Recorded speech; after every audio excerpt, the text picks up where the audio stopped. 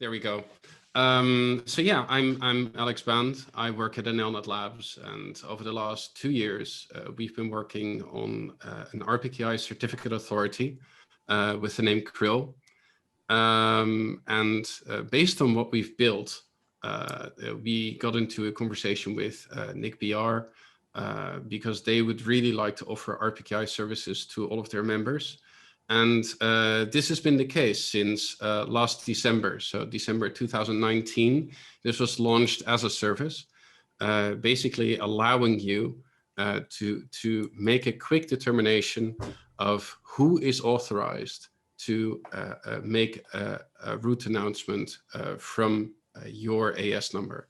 So what you want to determine with RPKI is who the legitimate holder is of an IP resource and who is authorized to originate it from a certain autonomous system.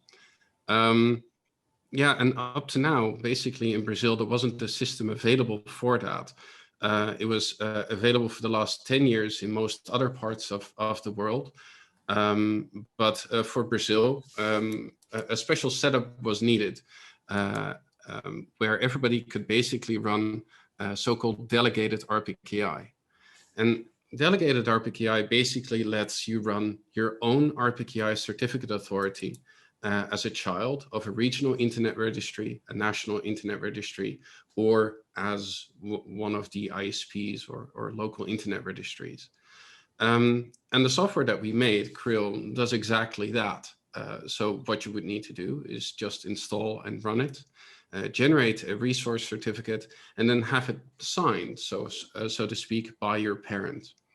And what this allows you to do is to publish all of these signed objects yourself. Basically a statement saying from this AS number, it is you are allowed to originate these IP prefixes, allowing anyone to download this information and apply root origin validation. And root origin validation is basically the process of determining which resource is supposed to be announced from which AS, with the ultimate goal of preventing BGP hijacking. Now, if you look at this graphically, this is essentially what has been installed all over the world and what is available all over the world. The 5 regional internet registries established themselves as a so-called trust anchor, a root certificate authority. And connecting to all 5 of them, you follow a so-called chain of trust, downloading all certificates and all signed statements on root origin, and possibly other statements you can do with your internet resources.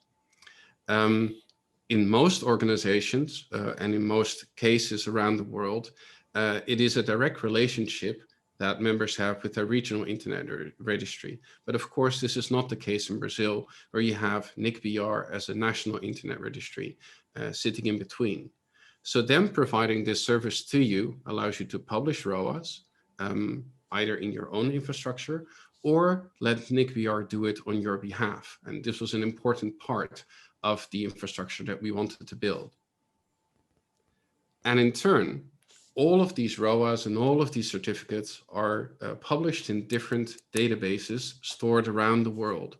And so-called relying party software, also known as an RPKI validator, can download these statements, validate them, and feed them into your RPKI supported router. Now, RPKI supported routers are pretty commonplace nowadays. Cisco has them, Juniper, Nokia, and even MikroTik has gotten to the point where this year they're introducing this functionality as first as a beta feature and later on as a production feature. And also various software solutions such as Bird and OpenBGPD all have support for RPKI, making it in fact an end-to-end solution that works from all the way from the top, from the regional internet registries, all the way down to the bottom to your routers, where you can use all of these statements in order to set up filtering. Now, the main component here, and what I want to talk to you about today, is Krill, the RPKI Certificate Authority and Publication Server that is free and open source and built by NLNet Labs. As said, we've launched this last December for NIC.br, And since then, they're providing it as a service. Now, to be totally honest with you, when we launched this, I have some previous experience from the regional internet registry. Both Tim, my colleague, and I used to work at the RPKI, and we thought, well, in the beginning, people are just going to take this a little bit slow and get some operational experience with it. And maybe within a year, we'll just have a handful of people trying out this brand new technology that is available to them. But this really went beyond our wildest dreams. But before I get to that, I would like to give you a quick overview of what the requirements were that NIC.br had before we launched this, just to see which functionality they absolutely needed in order to get going. Now, the core functionality is just to be able to seamlessly operate under multiple parent CAs. And what this basically means that if you are an ISP who has address space in NIC.br, but maybe also in LACNIC and also in ARIN, also in the RPKI, you can run all of that in a single Krill instance and see all of the address space that you manage globally within a single interface and within have a single API to interact with. That was really a core requirement that we had, and we wanted to offer as a unique selling point for people to use Krill. Now, in turn, you should also be able to act as a parent for entities that are under you. For example, to delegate RPKI responsibility to one of your subdivisions or to one of your customers. And also that was built in right from the start. Now, of course, you should be able to manage root origin authorizations, and you should be able to publish them using your own publication server. So you become the person responsible for publishing this cryptographic material to the world, or you should be able to delegate this responsibility to a third party.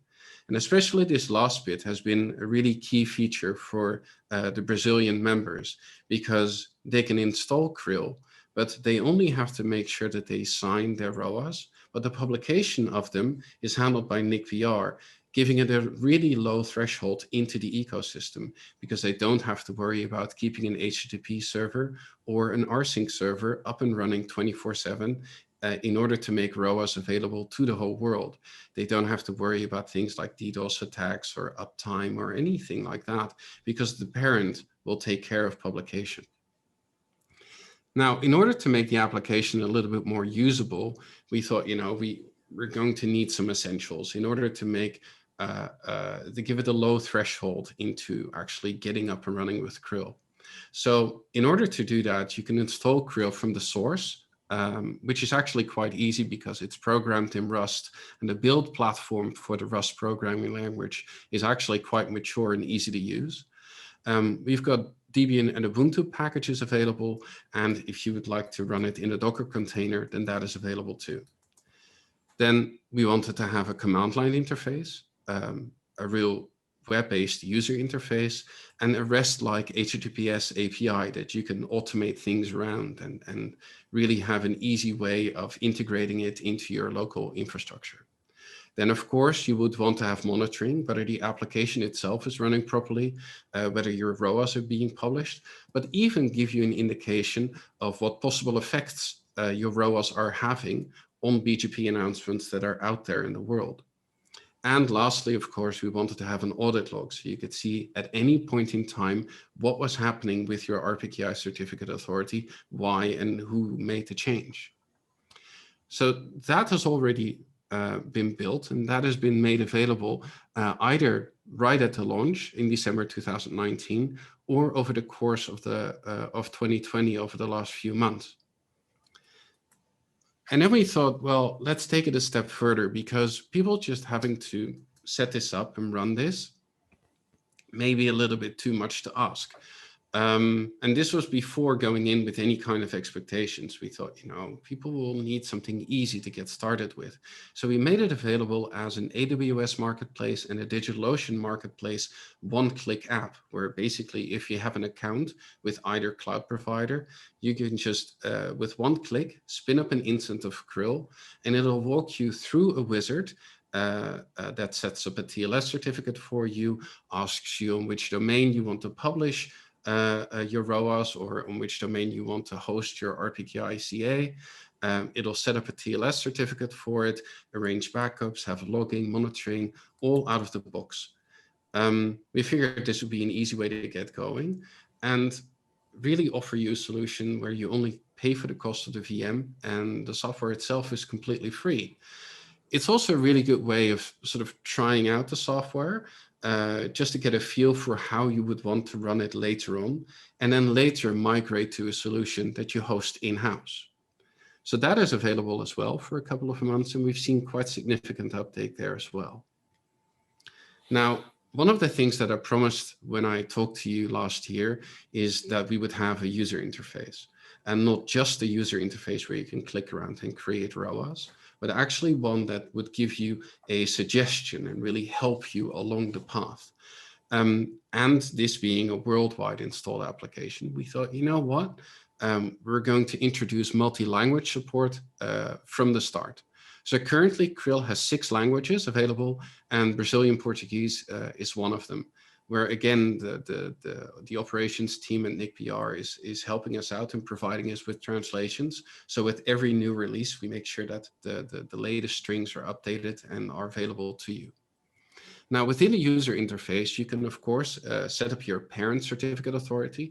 And you can choose whether you're going to run your own publication server or with which third-party publication server you're going to run. But most importantly, it will give you ROA suggestions and give you ROA alerting based on BGP root collector data. So what we use is the RIPE-NCC RIS root collectors that basically fetch every BGP update that is seen from root collectors all over the world. And it takes that dump and it compares it to all of the prefixes that you have on your certificate. And the interface will tell you, well, these are all of the announcements that I see with your address space. Please tell me which ones are authorized and which ones are not. It'll give you an overview of all announcements which are deemed invalid, so Rpki invalid, because they're being originated from an incorrect ASN, or they have an incorrect prefix length. But it'll also give you warnings about, for example, a ROA that is too permissive, or maybe a ROA that is redundant. So this is how the interface looks now. I presented to you the Portuguese version, where you can see all of the announcements that are being done with the NLNet Labs address space. You can see that we do several announcements from our upstream ISP, but also announcements, for example, from AWS with our bring your own IP infrastructure. It'll show you announcements that are seen, but for example, also a ROA that you have created for something that is not actually being announced. So this could be a backup ROA, or it could be something that is redundant and you could actually remove later on. So when analyzing your ROAs, it'll tell you about this. It'll go like, hey, you have 2 ROAs configured here, but I don't actually see any announcements for them. Do you actually want them here, or shall I just remove them from your list? So it really tries to take you by the hand and give you guidance on what the best course of action would be going forward, just to make sure that you're confident in creating and maintaining your ROAs. Now, going forward, we're working quite fast actually towards a 1.0 release. And this 1.0 release will have a stable API. And that is maybe the most important thing that we want to provide to users. We want to make absolutely sure that if you start programming against Krill within your local infrastructure, that you don't have to deal with constant changes on our side. The other thing that is very frequently asked is to have multi-user support. And we're going to be building that using OpenID Connect functionality. Right now, Krill works with a single master token. So it's a token that you configure within your user interface, within the config file, I mean. And within the config file, basically, yeah, everything is seen as a single user with all of the permissions that are available. So everyone is an admin. As long as you have the token, you can do anything you want. So having finer grained support where you can, for example, have read-only rights, or people that are capable of managing the certificate authority, or people that are just capable of creating ROAS, or people that, for example, only have read-only rights. Those are the things that are going to be possible with multi-user support. Then we want to build clustering support, have a BGP listener. So instead of using route collector data, we're going to be using data that, hang on, I just need to check. Instead of using route collector data, you're going to be using data that is based on your own local router's view and not just the route collectors. And that is going to be a key differentiator with what all of the other solutions worldwide offer, because you can really have a look at what your own routers see. Then, of course, as an enterprise would want it, we're also going to be building support for hardware security modules, which basically means that we're going to be implementing PKCS 11 as well as KMIP support. And then, of course, over the course of time, we'll be refining the user interface more and more with like an audit log, have more bulk editing features, et cetera, et cetera. Now, how is everything going in Brazil? I tried to allude to this a little bit earlier in my presentation, and this has really exceeded our wildest expectations, because the amount of certificate authorities that have been created over the last year in Brazil is now well past 500. And that is really quite impressive. Also, the data quality of the ROAS that you have created is extremely good. If we look at the data compared to what is actually being announced, you have a data quality of almost 99% with the more than 2,000 ROAS that you have created over time. Now, to put this into perspective a little bit, at this time, 9.1% of all Brazilian address space is already covered by RPKI. Now, you may think, wow, that's just 9.1%, but this is more than several other countries have been capable of managing in the last 10 years. You've done that in less than a year, and it's really quite impressive, and you should really applaud yourself for the uptake and the data quality that you've seen over the last year. It's really amazing.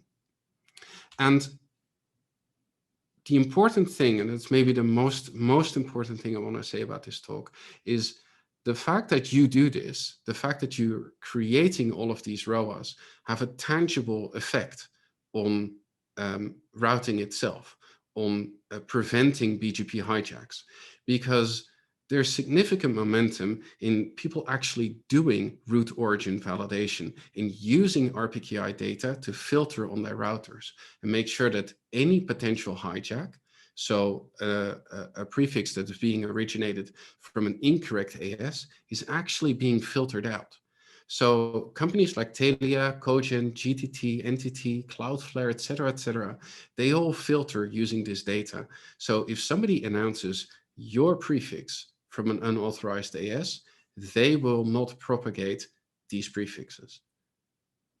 And that is the most important thing. They will not propagate your announcement. Now, for the rest, I want to leave you with the fact that we have a very vibrant ecosystem at the moment. There's rpki.read2docs.io with documentation and an FAQ. We recently introduced GTER, a tool to help you explore, inspect, and troubleshoot anything in the Rpki. We have a very active mailing list with more than 500 subscribers. And there are things like webinars that teach you about how to deploy root origin validation within your network. I added a couple of links to the presentation, and of course you can follow the Twitter accounts of Krill and Routinator 3000, our relying party software as well. And with that, I would like to hand over to Frederico for the rest of this presentation. Thank you very much.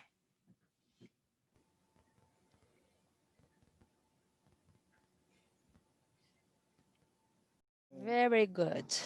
So now I'm gonna talk a little bit about the deployment of Rpkii in Brazil.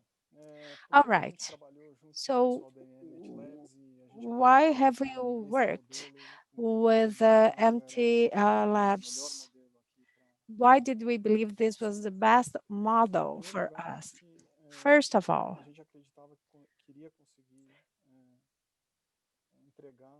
we firmly believed that we would succeed in delivering a high quality software for this deployment, and that happened last year. It has been updated over the years.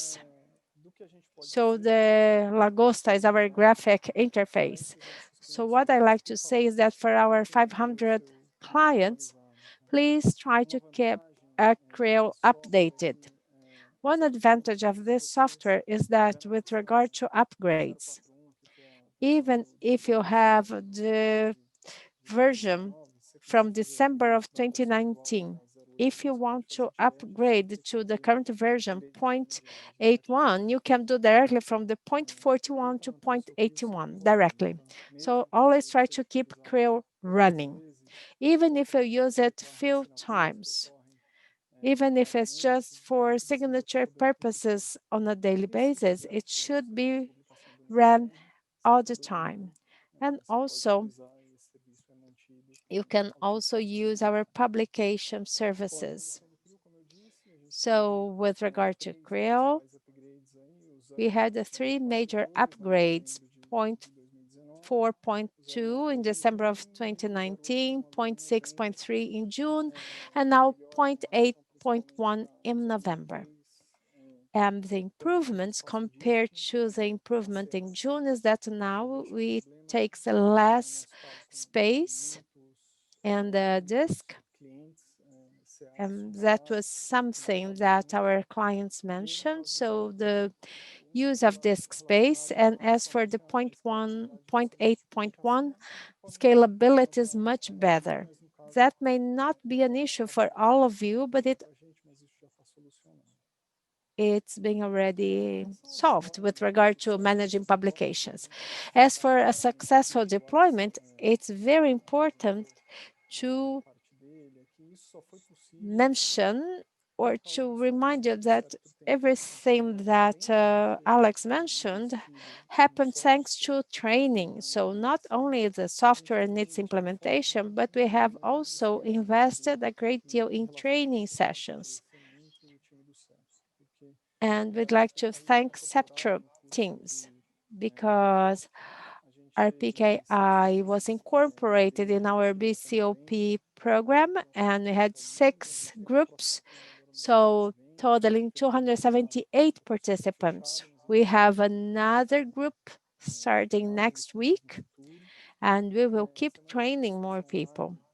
We also had an online training week specifically regarding RPKI routing security, and we had more than 6,000 views with a peak of 817 views. So this online training week actually boosted our deployment. But as you can see, we are adding more clients. And we also held some external events, for example, the RTI magazine, and we also had 2 exclusive workshops, one for the Vivo team, the other one for the Oi team. And we can do that whenever necessary.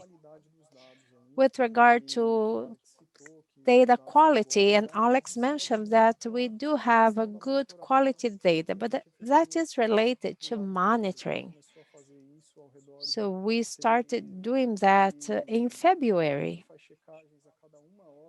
And we check at every single hour, and we monitor all the objects published by our clients, and we warn whenever there is any issue. So we download these objects using a relying party software.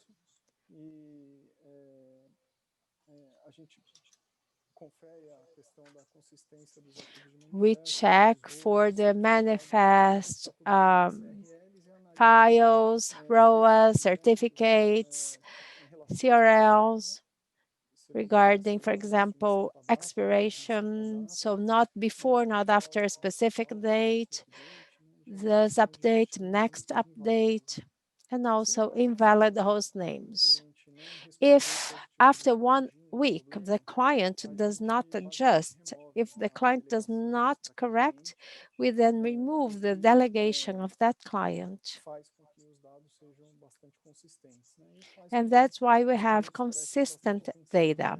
And that also lead the clients to really pay attention to this type of iteration.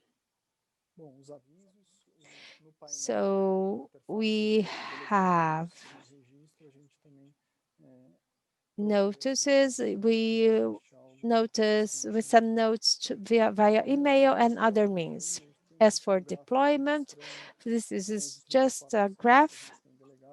So 534 CAs that we have right now, 128 in São Paulo, 77 in Rio, 55 in Minas, 33 in Pernambuco, 32 in Paraná. But we have deployments virtually in the entire country. 6.32% of owners with IP allocation. This is just an estimate of who has been using and who is validating ROAS in Brazil. And we do that based on publication connections we receive. And just by going over Brazilian addresses, we can see that approximately 44.3% of IPs are from organizations located in Brazil. And here we have the relying parties graph. So organizations that have been using this secure routing. And what we see is that this is increasing, which is highly positive. So advantages of the RPKI distributed model. It's a very robust ecosystem. And with regard to what Alex mentioned about requirements, we delivered all that.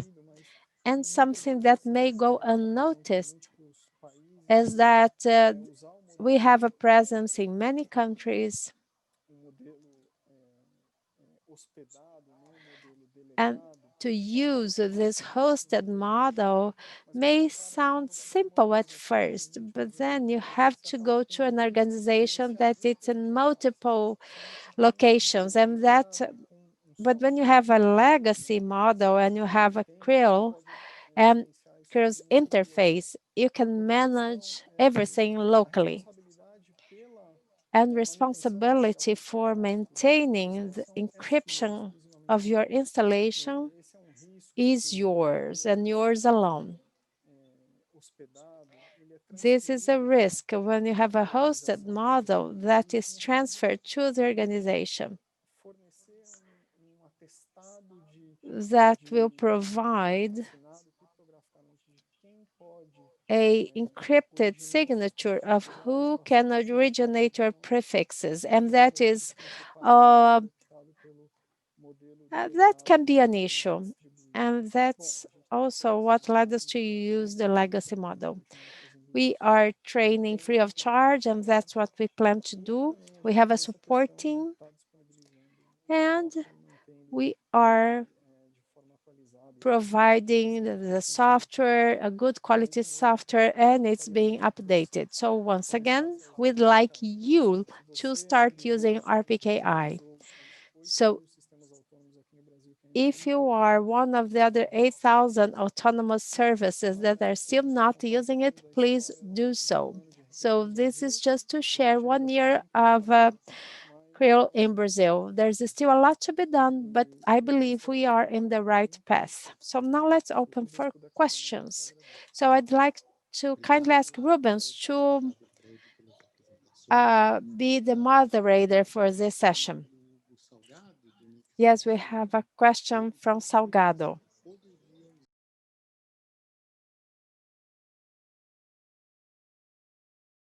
Can we use Krill using only the monitoring services without actually involving or being ACA?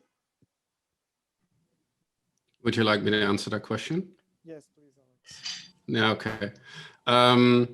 Theoretically, yes, you can. And if that is what you would want to achieve, then you could, for example, run Krill under the testbed that we provide, where you can basically assign it any resources that you want. And using that, you could monitor what is being said about those resources and set up alerts. I have to say this is the first time that we've actually gotten a request like that, because most people would use a solution like, for example, BGP Alerter, which is an open source solution to do roughly the same. And what you could, for example, also do is, for example, is talk to the API of Routinator. So Routinator has the validate endpoint where you can provide it with an AS number and a prefix, and it will tell you what the validity state is according to its local cache. Using this information, you could easily script something around an alerting feature. So either using Krill against a testbed, using a tool like BGP Alerter, or talking to the API of Routinator. Those would be 3 options to achieve that goal.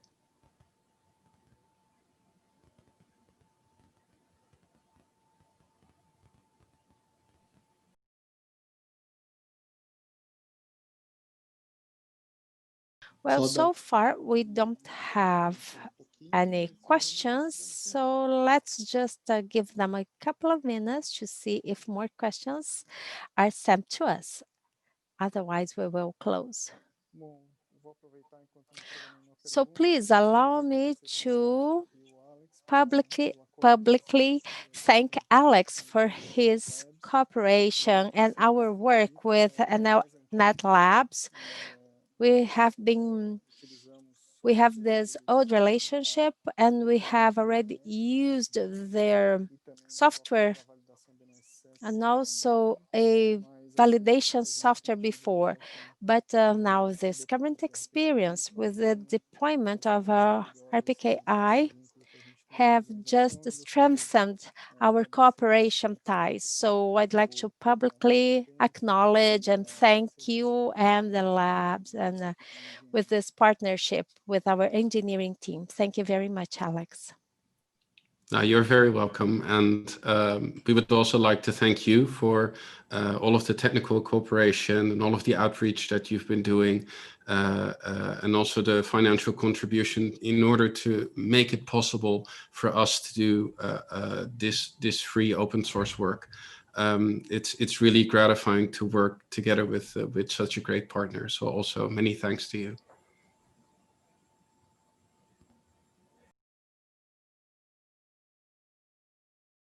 Do you have any other questions? Yes, we do have one question from Gleison Ramos. What happens when Krill does not validate the website or the IP? So I believe his question actually means what if we have a failure in one validation, but he has 2 perspectives. So let's say if you have a ROA and the other scenario would be without a ROA. You want me to answer that? Yes. Let's see if I interpreted the question correctly. Okay. So a ROA is a positive statement on routing intent. So as long as there is one ROA authorizing a BGP announcement, it will be seen as valid. So even if there is a conflicting ROA that makes it invalid, that doesn't matter. So you can have 10 ROAs that make something invalid. As long as there is one that authorizes it, it's fine. The other part maybe of that question is, if validation is no longer possible, then everything will fall back to basically the not found state, as if RPKI were not used at all. And if you need to make a routing decision, then you will, of course, accept anything that is valid. You will reject, ultimately, something that is invalid.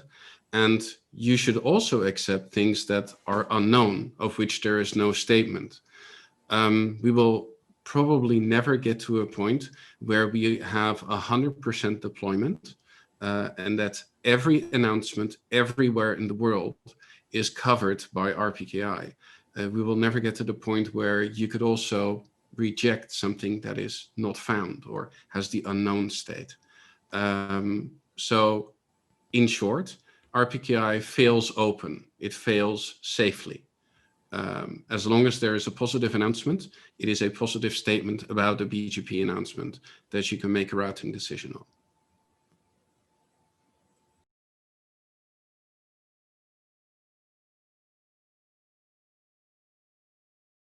Thank you very much. Are there any other questions?